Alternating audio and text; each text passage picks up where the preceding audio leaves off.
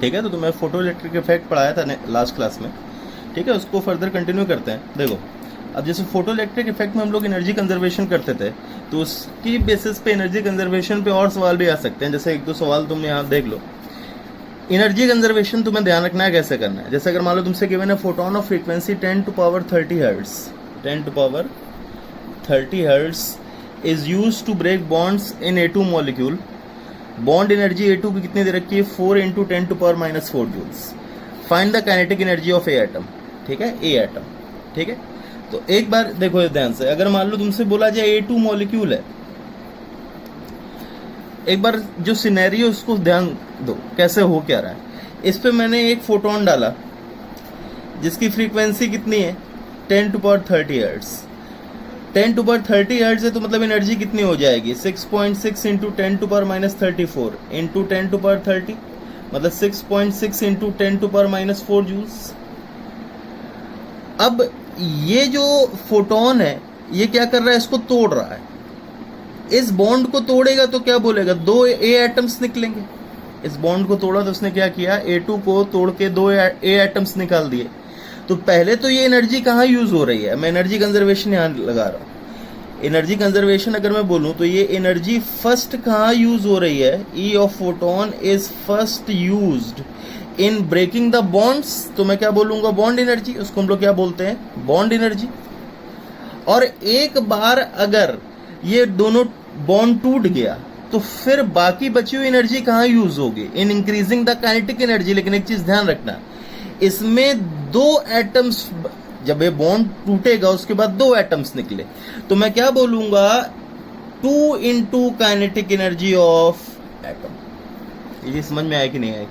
जो बॉन्ड तोड़ा उसके बाद 2 एटम्स निकले, तो जो काइनेटिक एनर्जी इंक्रीज होगी वो दोनों एटम्स की होगी। मुझे एक एटम की पूछी गई तो मैं एनर्जी कंजर्वेशन में क्या लगाऊंगा? 2 × ke ऑफ एटम। तो अब देख लो, 6 × 6.6 × 10 to power -4 is equals to bond energy 4 × 10 to power -4 plus 2 × ke। तो यहां से तुम्हारा क्या आ जाएगा? 2.6 × 10 to power -4 divided by 2 is equals to, एक एटम की के कितनी आ जाएगी? 2.6 × 10 to power -4 बाय, क्लियर है कि नहीं? क्लियर है, आया समझ में? अच्छा, इसी का सेकंड पार्ट अगर तुमसे बोला जाए, find the percentage of energy converted, find the percentage of energy of photon, find the percentage of energy of photon converted to K. बताओ भाई एक बार। तो percentage of energy converted to K को मैं क्या लिख सकता हूं? K divided by total energy of photon into 100। तो के कितना है? अब के कितना है? इसमें फिर एक एटम की नहीं रखोगे, इसमें दोनों एटम्स की के, क्योंकि कितना के में कन्वर्ट हुआ, दैट इज टोटल के ऑफ 2 एटम्स। तो ये क्या आएगा? 2.6 × 10 to power -4 upon 6.6 × 10 to power -4 into, समझ में आया कि नहीं आया? क्लियर है कि नहीं? क्लियर है। Next, an athlete gains energy from sunlight. If his daily requirement of energy is 20 joules, find the number of photons he receives. Lambda कितना दे रखा है तुम्हें? सनलाइट का मैंने एवरेज लैम्डा तुम्हें दे रखा है 3200 एंगस्ट्रॉम। ठीक है, रैंडम तुम्हें डाटा है 3200 एंगस्ट्रॉम। एक बार इसको करो, ठीक है, या फिर इसको लाइट कर दो, सनलाइट नहीं, इसको लाइट कर दो, क्योंकि sunlight basically consist of all types of wavelengths. ठीक है, athlete gains energy from a light wave. If his daily requirement of energy is 20 joules, find the number of photons he receives. ठीक है, एक बार करो इसको। तो E टोटल कितना है? 20 जूल। E ऑफ 1 फोटोन कितना है? 12400 डिवाइडेड बाय 3200। तो ये क्या आएगा? 124 डिवाइडेड बाय 32 इलेक्ट्रॉन वोल्ट्स। तो टोटल फोटॉन्स अगर मुझे निकालना है तो total photons is equals to क्या आ जाएगा? Total energy divided by energy of 1 photon. लेकिन ध्यान रखो यूनिट क्या होनी चाहिए? हम लोग पहले भी कर चुके हैं। ठीक है, आया समझ में? क्लियर है कि नहीं? क्लियर है। ठीक है, तो इस टाइप के तुम्हारे एनर्जी कंजर्वेशन पे other than photo electric effect तुम्हारे क्वेश्चन आ सकते हैं, तो इसको तुम्हें करना। क्लियर है कि नहीं? क्लियर है। इसको बस एक बार एनर्जी कंजर्वेशन की इक्वेशन बनाने की सोचो, उससे तुम्हारा आराम से हो जाएगा। अब इसी बेसिस पे नेक्स्ट आते हैं। तो अब ध्यान दो, अब जो इफेक्ट्स हम लोगों ने पढ़े उसके बेसिस पे हम लोगों ने क्या बोला, लाइट वेव्स या ईएम वेव्स जो हैं, या जनरली फोटोन की बात की जाए, ये तुम्हारा वेव नेचर फॉलो करता है। ये किससे पता चलता है, तुम्हारा इंटरफेरेंस या फिर डिफ्रैक्शन से। ठीक है, डिफ्रैक्शन क्या होता है कि अगर मान लो तुम्हारी एक लाइट वेव पड़ी एक ऑब्जेक्ट पे, उससे बेंड हो जाए, तो उसको क्या बोलेंगे, डिफ्रैक्शन। ठीक है, डिफ्रैक्शन और इंटरफेरेंस ये तुम बाद में जाके फिजिक्स पढ़ोगे, तुमने थोड़ा बहुत आइडिया इसका है। तो वेव नेचर शो करता है, कौन सा एक्सपेरिमेंट से पता चला, इंटरफेरेंस और डिफ्रैक्शन। मेन हमारा कौन सा है कि जो फोटोन पार्टिकल नेचर शो करता है। सबसे पहला फोटो इलेक्ट्रिक इफेक्ट। अब फोटो इलेक्ट्रिक इफेक्ट में क्या हो रहा था कि एक फोटोन एक इलेक्ट्रॉन पे टकराया और उस इलेक्ट्रॉन को उसने क्या कर दिया, एमिट कर दिया। ये क्या है, सिंपल सा एक तुम्हारा टकरा के अगर इलेक्ट्रॉन एमिट कर रहा है, तो this is showing that the light wave is possessing तुम्हारा पार्टिकल नेचर। क्लियर है कि नहीं क्लियर है? तो फर्स्ट जो तुम्हारा शो कर रहा है कि photon is possessing particle nature, ये कौन सा था, फोटो इलेक्ट्रिक इफेक्ट। और एक आता है तुम्हारा ब्लैक बॉडी रेडिएशन। तो हमारा नेक्स्ट टॉपिक क्या होगा, तुम्हारा ब्लैक बॉडी रेडिएशन। ठीक है, तो ब्लैक बॉडी रेडिएशन को समझने के लिए सबसे पहले एक चीज ध्यान दो कि जब एक इलेक्ट्रोमैग्नेटिक वेव बॉडी पे फॉल करती है, कोई रैंडम बॉडी लिए, मैंने ब्लैक बॉडी नहीं, ब्लैक बॉडी पे समझाया जाएगा। एक इलेक्ट्रोमैग्नेटिक वेव अगर एक बॉडी पे तुम्हारा पड़ती है, तो उससे तीन चीजें हो सकती हैं। या तो वो इलेक्ट्रिक मैग्नेटिक वेव रिफ्लेक्ट हो जाए, या तो वो इलेक्ट्रोमैग्नेटिक वेव अब्जॉर्ब हो जाए, या तो वो इलेक्ट्रोमैग्नेटिक वेव ट्रांसमिट हो जाए।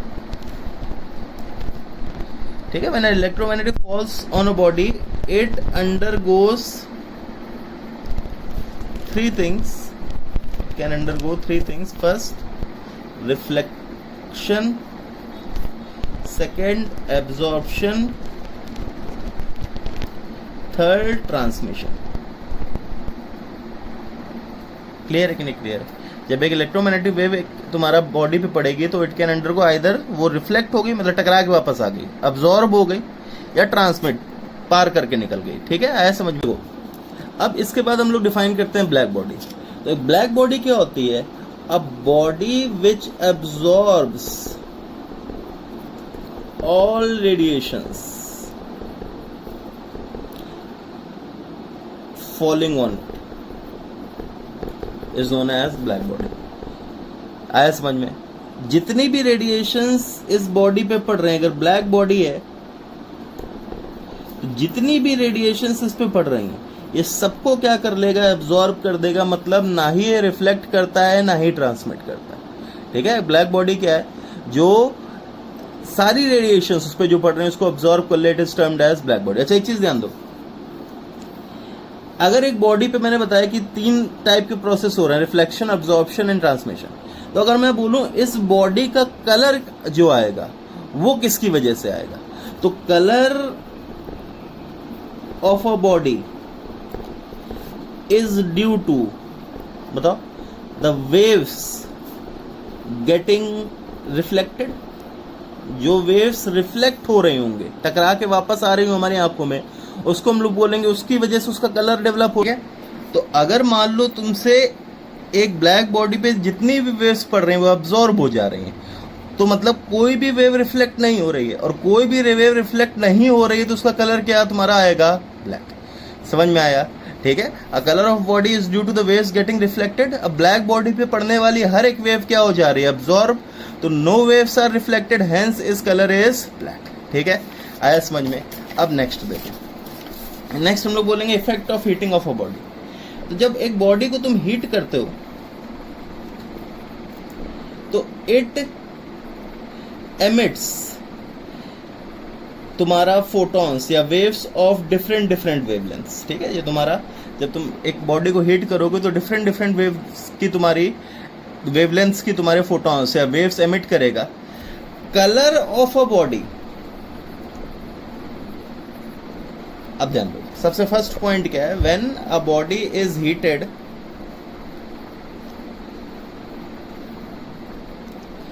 इट एमिट्स वेवलेंथ्स ऑफ या डिफरेंट वेवलेंथ्स। ठीक है, डिफरेंट वेवलेंथ, ठीक है, हर एक वेवलेंथ तुम्हारा एमिट करेगा।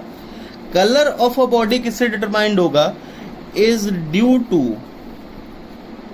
Wavelength of highest intensity. जिसके सबसे ज्यादा नंबर ऑफ फोटॉन्स एमिट हो रहे होंगे, उसकी वजह से जब हीट करने पे जो कलर आएगा वो किसका आएगा, उस वेवलेंथ का जिसके सबसे ज्यादा नंबर ऑफ फोटॉन्स एमिट हो रहे हैं। अब इसका मतलब ये नहीं है, देखो सबसे पहले कंफ्यूजन क्या आती है, हम लोग क्लासिकल मैकेनिक्स में बोलते थे या क्लासिकल फिजिक्स में बोला जाता है कि जब एक बॉडी को हीट करोगे तो सिर्फ एक टाइप की वेवलेंथ एमिट करेगा जिससे कलर आ रहा है। नहीं, ऐसा नहीं है, वो हर एक टाइप की वेवलेंथ एमिट कर रहा है। कलर बॉडी का उससे डिटरमाइन हो रहा है जो वेवलेंथ हाईएस्ट इंटेंसिटी मतलब जिसके सबसे ज्यादा नंबर ऑफ फोटॉन्स एमिट हो रहा है। इसका मतलब ये नहीं कि उसी वेवलेंथ के सारे फोटॉन्स एमिट हो रहे हैं, डिफरेंट टाइप्स ऑफ वेवलेंथ्स के तुम्हारे फोटॉन्स एमिट हो रहे हैं, लेकिन कलर किसका होगा, जिसके सबसे ज्यादा हाईएस्ट या इंटेंसिटी या नंबर ऑफ फोटॉन्स जिसके सबसे ज्यादा है उसका क्या ऑब्जर्व होगा, कलर। ठीक है, आया समझ में। तो same effect is followed by black body। आया समझ में। एक ब्लैक बॉडी को जब तुम हीट करोगे तो वो भी तुम्हारे हर एक टाइप का वेवलेंथ तुम्हारा एमिट करेगा। क्लियर है। जनरली अगर मैं इसका इंटेंसिटी वर्सेस वेवलेंथ ग्राफ बनाऊं, इंटेंसिटी वर्सेस वेवलेंथ ग्राफ अगर बनाया जाए तो इसका ग्राफ कुछ इस टाइप से आता है। इंटेंसिटी मतलब नंबर ऑफ फोटॉन्स या कितने ज्यादा वेव्स आ रही हैं, और वर्सेस वेवलेंथ। तो ध्यान रखो ये लैम्डा इज इक्वल्स टू 0 से lambda is equals to infinite. हर एक वेवलेंथ का कुछ ना कुछ इंटेंसिटी आ रही है, मतलब it is emitting all types of wavelength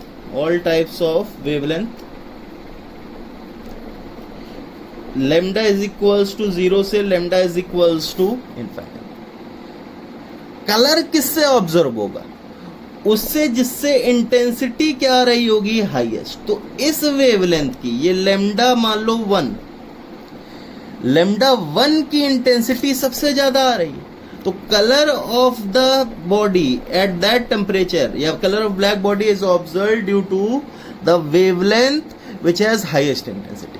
अब ध्यान दो, ब्लैक बॉडी को हीट करोगे तो उसका भी कलर आएगा, वो हमेशा ब्लैक नहीं है, ये चीज ध्यान दो। ब्लैक बॉडी का एक पर्टिकुलर टेम्परेचर, मैंने उसके ऊपर जब इलेक्ट्रोमैग्नेटिक रेडिएशन डाली तो उसने सारी एब्जॉर्ब कर ली, उस टाइम तो ब्लैक है। लेकिन जब उसको हीट करना शुरू करोगे तो उसका भी कलर आता है। वो किसका आएगा, जो सबसे ज्यादा वेवलेंथ तुम्हारा एक मतलब सबसे ज्यादा इंटेंसिटी की वेवलेंथ जो एमिट कर रहा है। क्लियर है, आया समझ में। ठीक है, अब देखो एक एग्जांपल इसका लिया जाता है, जैसे मान लो आयरन।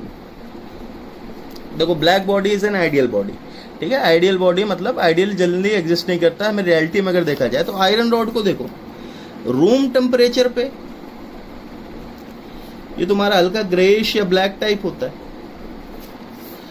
इसको हीट करो, तुमने देखा होगा हीट करते हुए, तो ये एक पॉइंट पे जाके रेड हो जाता है। और हीट करोगे तो एक टाइम पे ऑरेंज हो जाता है। और बहुत ज्यादा हीट कर दिया तो ये जाके ब्लू होता है। ठीक है, ये शायद तुमने रेड और ऑरेंज का तुमने देखा हो, ब्लू देख सकते हो, लेकिन रेड और ऑरेंज तुमने देखा होगा, आयरन को हीट करते हो लाल हो जाता है। ठीक है, आया समझ में। तो एक चीज बताओ, अगर मान लो ये टेम्परेचर पे ये रेड है तो मैं क्या बोल सकता हूं कि lambda red intensity is maximum.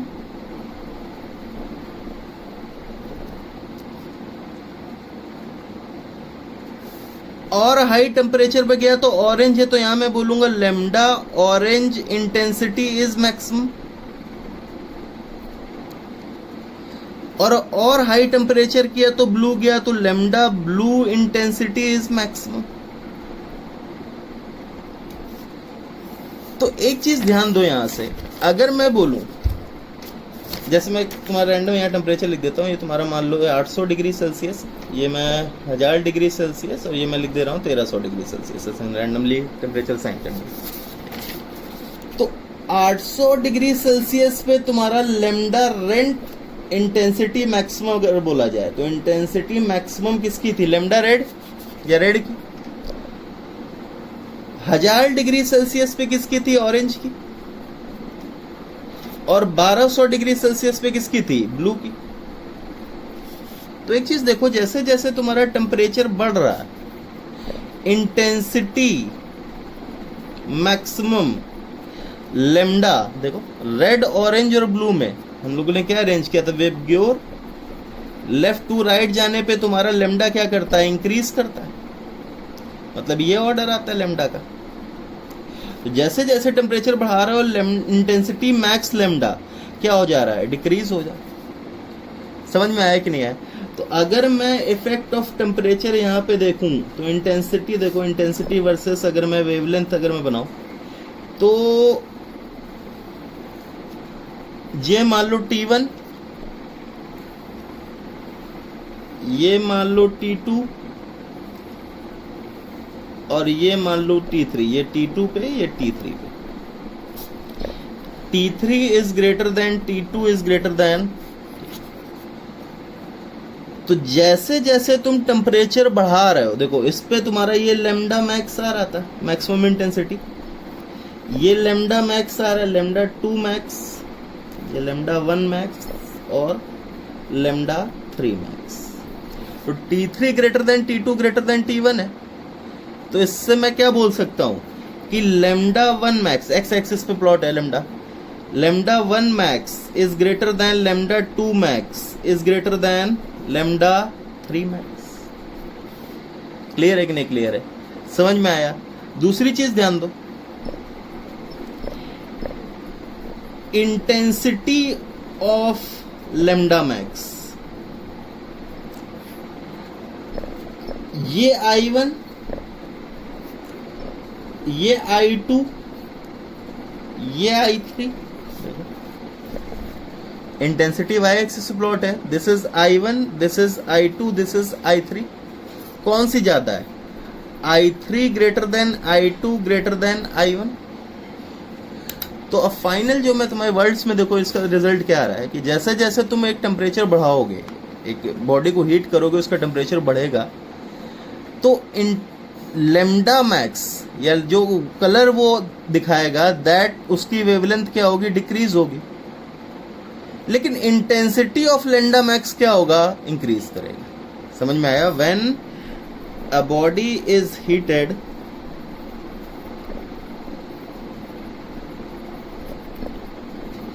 Lambda max that is wavelength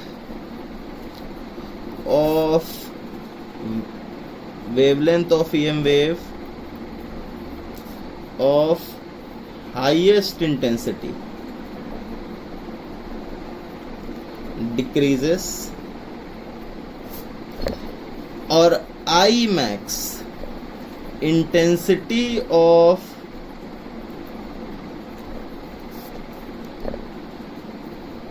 colored wave, जिसकी वजह से, या wave due to which colour is observed. ठीक है, दिस इंक्रीजेस। क्लियर है कि नहीं क्लियर।